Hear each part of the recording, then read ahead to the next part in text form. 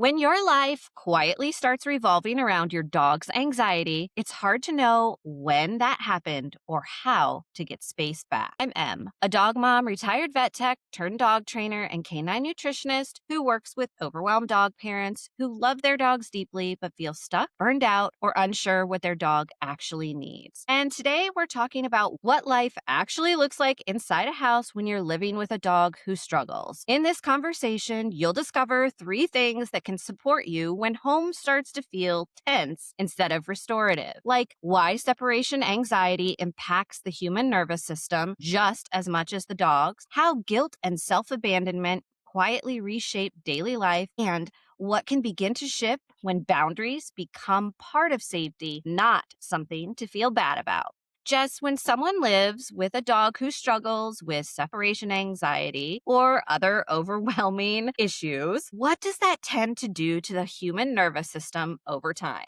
So when I work with folks who are supporting complex dogs, whether it's separation anxiety, anything else, I notice this state of chronic, ongoing hypervigilance where we're constantly anticipating the next issue. We're worrying about what's going to come next, how we're going to handle something that might be looming in the future. And just also, of course, like trying to help our dog manage day to day and help ourselves manage day to day, like in the present moment. That just stacks on itself. It gets harder to relax. It gets harder to leave the house.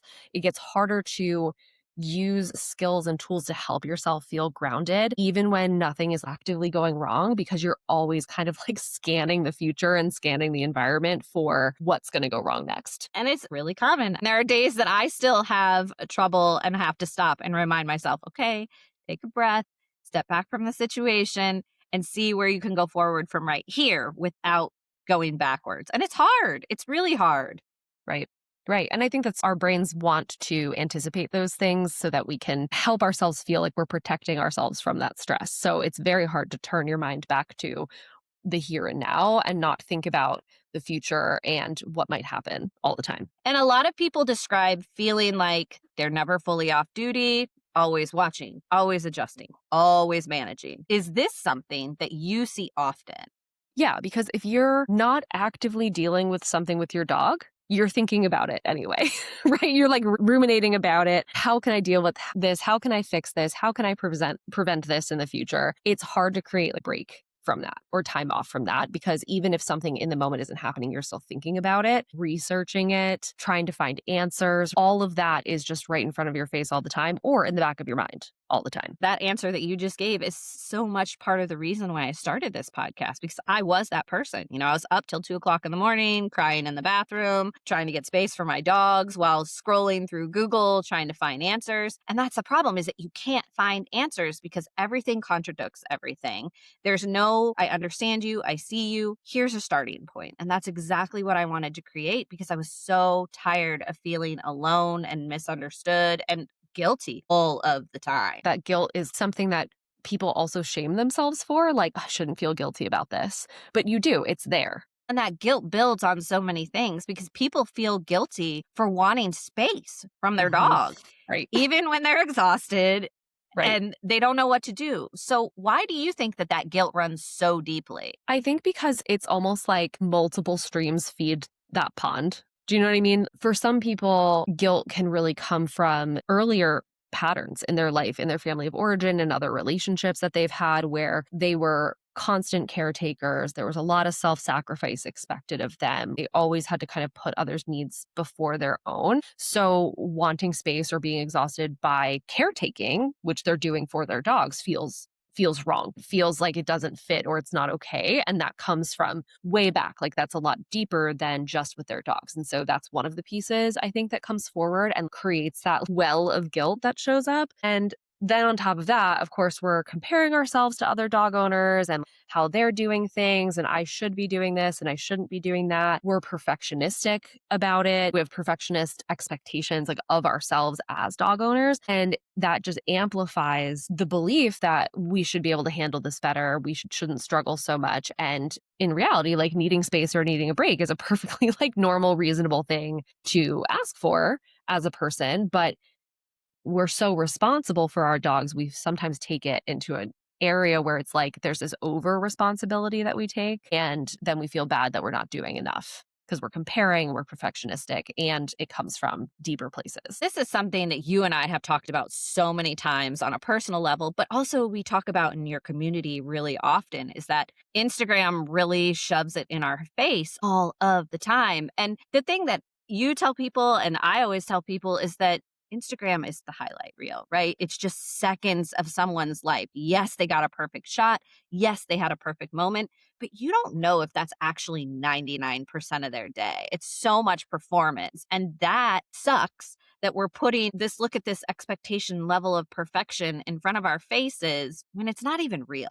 And that is so hard. Right. And it's so hard to turn it off because we turn towards those spaces. And this, you and I have talked about this too. We turn towards those spaces, the scrolling, the looking at Dogstagram, like all of that for answers, for a sense of community and connection. So it's like it's hard for us to kind of separate ourselves from doing that. But it isn't helpful either because then we're doing the comparison stuff. Yeah, it's really, really hard. And then sometimes, people's individual sense of identity gets wrapped up in all of this when their life starts to revolve around their managing their dog's emotions all the time. And so what I don't understand, because it happened to me too, is how that happens and why it happens and how we separate ourselves from that. Well, first of all, there's probably lots of reasons for how or why that happens, right? But I think when you have a dog with any kind of complexity, you almost unintentionally get into this mindset that if you could fix it, if it could just get better, then you can get back to real life in some kind of way, right? Or like your normal life. And it becomes all consuming, right? To be like, I'm going to train and I'm going to research and I'm going to constantly monitor and constantly manage. And it pulls all that time and energy away from you, from your interests, from your relationships,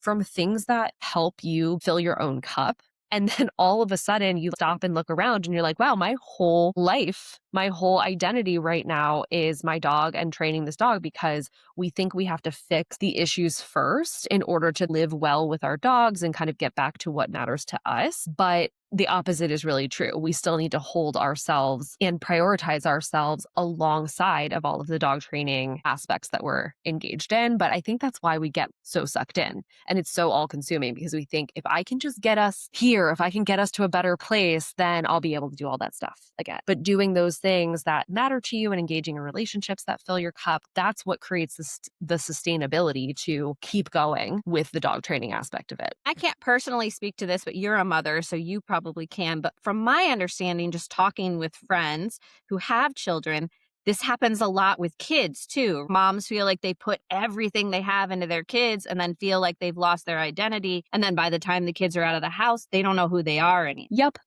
That is just like well said. So yes, 100%. And it's really interesting because I think for me, having gone through that experience with Dio basically 10 years ago and feeling like I lost myself in it and feeling like working with him and supporting him and working towards our goals like completely took over my life. I think I was better able to watch out for that when I had my kids, to be honest, because I was like, well, I saw how that impacted me then. There's some amount of it that I couldn't quite help all the way, right? But I really worked a lot harder to stay grounded in things that were separate from being a human parent because I didn't do that when I was really in the midst of all of the dog training stuff with Dio. And it was very exhausting and detrimental to me. So yes, 100%, that is what human parents experience all the time too. And yet another similarity between parenting dogs and parenting kids, which I feel is very, very parallel. Yeah. And I think the other thing too with dogs is that it's easier to ask help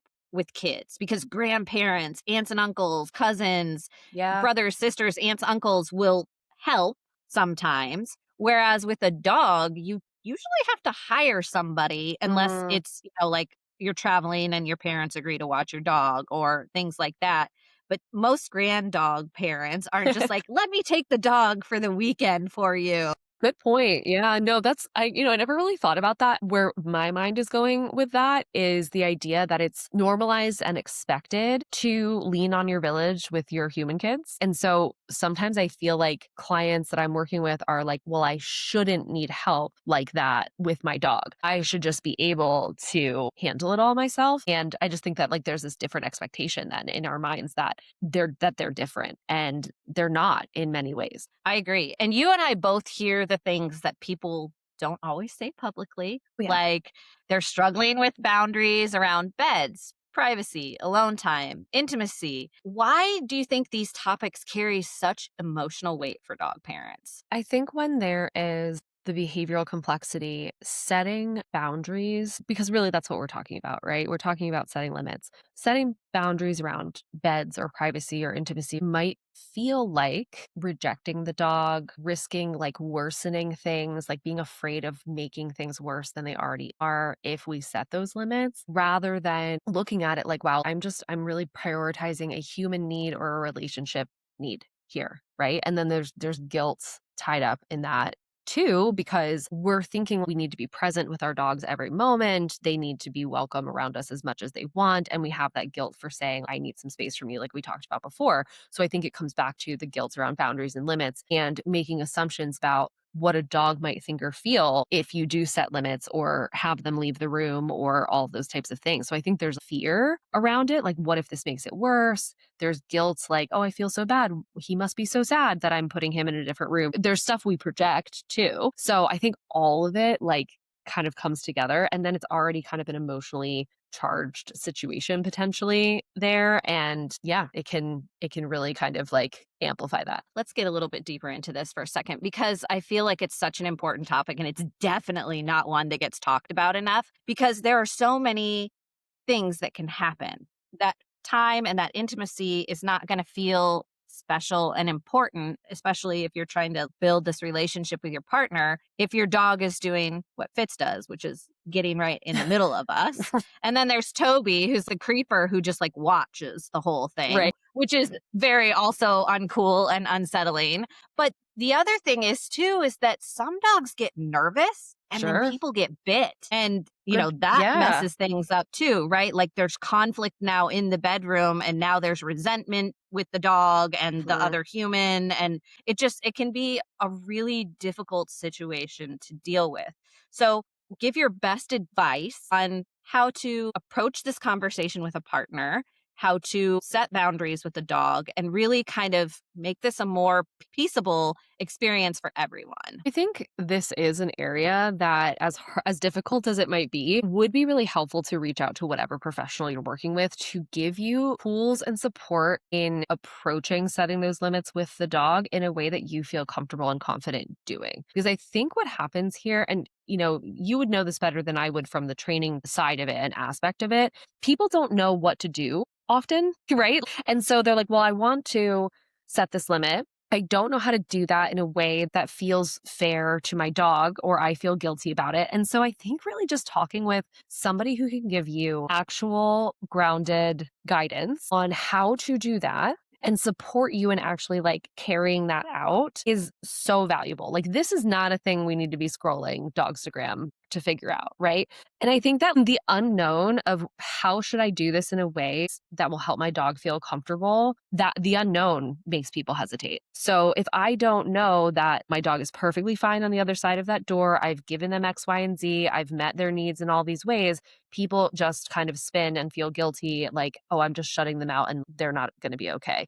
So you don't have to necessarily phrase it to your trainer like, hey, I want to prioritize intimacy with my partner. You can phrase, if you don't want to, you can phrase it like, hey, there are some times that I need some space from them and I need them to be okay in a different room, or I need them to be okay crated or on their mat, like whatever it is, right? How can I do that in a way that's successful, that feels fair to them, that they are okay? Because if you have that game plan from like the logistical side of things, you're going to feel better about being able to carry that out. So that would be my first piece, to be honest, is like the dog training piece of it. So many people, again, get really crazy about the dog being separated, whether it's in another room, behind a gate, in an X Totally. pen, in a crate, all of that kind of stuff. And I get it, but also People need to remember that dogs need sleep and they need to rest. And sometimes dogs shut down better when they are separated from us. Because I know Fitz, I mean, I'm sure you guys have seen him if you're watching, like running around here in the background. He's constantly doing something, right? But if I put him in his kennel, give him a chew, give him a lick back, give him a popsicle, whatever, he's going to lay down, he's going to relax, he's going to do what he needs to do, and he's going to sleep for a while. And he's totally fine with that. But it's because I have to take choice away from him in order to get him to calm down. So Mm, if you take the choice of the dog not being in the room with you and give them something else to do, whether they're in a crate or in the kitchen, behind a gate, whatever, give them an alternate activity. Let them have their own time by themselves to decompress and do their own thing too, right? They need their space and their sleep and their own little inside their brain time just as much as we do. And I think that people forget that or they don't even realize it. I think that's so true. I think like not even realizing it or forgetting that is a big piece of it, especially when we're talking like separation anxiety. We just assume that we can never, ever, ever even have them away from us, even a couple of feet sometimes. I definitely have talked with people who are like, my dog is like definition of Velcro dog. How could I ever have them in a crate, even if the crate is in the same room as me? And so, again, from a training perspective, I'm not the expert on that, but that is where you turn towards the professional that you're working with who knows you and knows your dog so you can have some guidance around how to work towards that. And when you had said before, I want to circle back to you saying, how do I have these conversations with a partner about this? I think bringing a partner into the process would be so helpful so that they can understand how you're trying to work through this. They can understand how they can support the boundary setting, how they can support the training protocols, how they can support you emotionally when you are like, I'm putting them in another room and I'm struggling with it a little bit. Bring that person into the thought process and into the actual training piece of it, which I think would be really helpful and wonderful for the relationship between the two humans and give support to the person who is really like the primary one working with the dog too. So open communication always is the key to everything, right? But I think here it can really like benefit everybody on a couple of levels. I agree. And to your point, this is something if you have a dog like this and you're with a new partner, or maybe this is a new dog and now it's thrown a wrench in your current relationship, things like that. This is something that's going to take time. So having both people be active participants is going to help not diminish the bond between the humans while you're trying to fix the issues with the dogs. It's got to be a whole team thing, right? You all have to work Yeah. together. So the humans have to be communicating in order to properly communicate with the dogs. Because if partner one is doing something and partner two is doing something different, the dog is going to get mixed signals and everything's just going to get even worse in the communication area. So it's definitely a whole, everybody has to be involved kind of situation. Right. Exactly. In your opinion, what do you think the difference between healthy closeness with a dog and emotional enmeshment is? This is such a good question. I think that the healthy closeness relationship that we are seeking with our dogs has give and take to it, right? It has times of connection and times of separation without guilt, without distress. And it has that ebb and flow.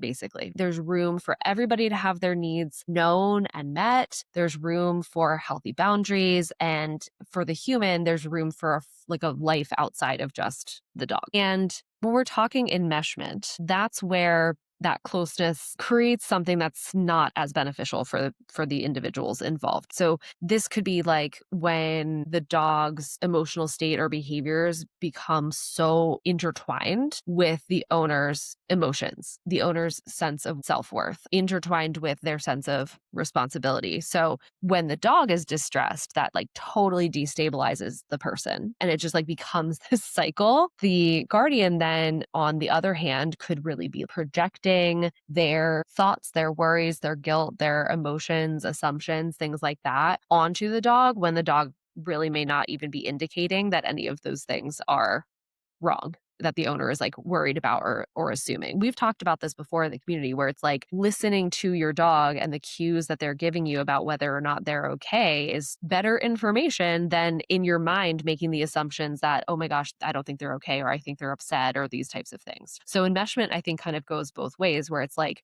the dog's behaviors and emotional state throw off the person completely. And the person kind of looks at the dog and makes a lot of assumptions about them and like acts accordingly. Yeah, and a lot of people forget that when they take the time to fill their own cup, which is something that you say a lot, that that whole balance and partnership really evens out a lot more because if you don't fill your own cup, you can't pour from an empty cup. I've heard you say that so many times, and it's so true.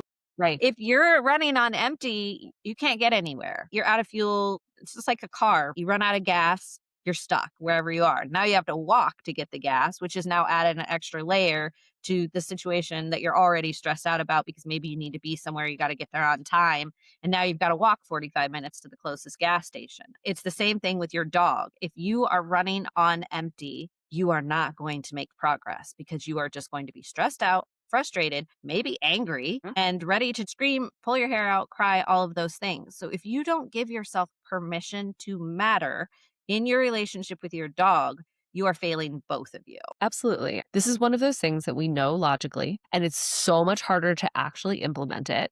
But when we start to, even a little bit, like even in like micro tiny ways, we start to see the ripple effect of that and then realize how much we needed it. I completely agree. Tell me something that you hear about separation anxiety that you wish could just be eliminated completely from people's lives. To me, it is the idea that, like, if you really cared, you would make this work. If you really cared about your dog, you would make it work and you would do anything to be home with them at all times so that they never, ever, ever, ever experience an ounce of distress. And of course, we don't want our dogs to be distressed. But I have seen that message be so damaging for dog parents. It ignores reality sometimes. There are real constraints that people are dealing with financially, job stuff, health stuff, outside relationships, not to mention just wanting to be able to go out and do something that you enjoy without your dog, by the way, right? It doesn't even have to be all of those serious things. It's also okay to be like, wow, I wish I could go out to a baseball game or go to dinner or something. But I have seen trainers tell dog owners things that are just impossible for them to do instead of meeting them where they are, trying to work with where they are and creating so much guilt and shame. I had a client one time, this was a really long time ago actually, say the trainer said to the person, can you just get a remote job? But the person's career was not a remote job possibility. There are some jobs that are never going to be remote jobs, right? And so it's like you're asking this person to pivot every single thing that they've worked for in their career and their life and their education to work through separation anxiety. And it was not possible for them. And then that person felt so paralyzed by that being the only option. They never got creative about what else could potentially support both the dog and the person. But again, it just doesn't take into consideration like the realities of the situation that many people are in. And I just see dog parents not being met in the middle or not being met where they are with separation anxiety a lot of the time because of that messaging of like, you have to make this work. No matter what, sacrifice to yourself and your life has to be made here. I never understood that. Like, I don't understand how disconnected those trainers must be from real life. It also I makes me know. wonder if they've ever actually worked with a dog that has big feelings like that, because you obviously don't understand the struggle here at all, because it's definitely not the person and it's definitely not just the dog. Like, there's clearly some kind of imbalance in the relationship. The dog doesn't feel safe. There's a reason the dog is acting this way. And it doesn't mean that it's the human's fault. And it also doesn't mean that the human needs to cater to the dog 100% of the times. It's just wild to me that those broad statements are just thrown out there like that all of the time. Yeah. I've seen it play out in so many different ways, and it creates like shame too for the person when they can't make that work, when they can't do the ideal thing and they can't do it in the gold standard perfect way, when really they're just trying to do the best that they can in a very unsustainable, challenging situation. Like separation distress is so hard, as you know very well. Like there's only so much resource and capacity that people have, and trainers aren't always meeting people where they are with that. Tell me about the relationship strain you see under the weight of a dog's emotional needs, not just between the human and the dog, but the humans together who are suffering through some of that intimacy stuff. This is another place where people are not always bringing awareness to how much things with their dog are affecting them. Not because they aren't necessarily looking at it, but they're continuing to tell themselves that they shouldn't feel this way. And sometimes in like partnerships, there is sometimes a partner who doesn't feel the same way and doesn't feel the same effect emotionally about the dog's behavior. So there can be like a mismatch there. But when I saw Dio struggling so much, I felt a certain way about it. My partner felt a different way about it. And that created tension between us, plus the tension that I was trying to navigate with Dio. And so there's these layers upon layers that happen. I always like to look at dogs living within a partnership or within a family from the family systems therapy kind of lens, because in a family system, when any part of that system is struggling, that means the whole system is affected by that and is struggling too. And instead, I feel like we silo it out. We're like, oh, the dog has issues, or like we are having conflict. And we look at these like individual things and try to figure out how to fix them instead of looking at it from a larger perspective of how is the whole family system struggling and how can we support the whole system, dog included. I feel like people don't look at the dog as part of that. They just look at like the people or the partners. But that's not the case. The dog is part of that system. Yeah, if you don't fix all of the kinks, you're still not gonna work the Right. entire ecosystem out. Like, there's still Right. gonna be a hitch Right. somewhere in the system. Before we wrap up, I want to pause for something we call answering the ask. This is a moment behavior stops being something to fix and starts being about communication. Can you share a moment where a dog's behavior helped a human realize something deeper was going on emotionally, and what shifted once that person, you or someone else, really listened, not just to the dog, but to themselves as well? I feel like this is maybe my favorite question because I think that it's every conversation I have with clients to look at where there are challenges with their dogs that really like shine a light on bigger and more pervasive emotional things that they're not always necessarily addressing or looking at. I will use myself as an example though, because for me, it really clicked when I learned that Dio was not just having behavior issues, that I learned that dogs could be anxious. And when I started, I didn't even know dogs could be anxious, so, and I have generalized anxiety disorder. And when I learned that about him, it just shifted my perspective so much. It created so much more empathy and a willingness and an interest in understanding like where he was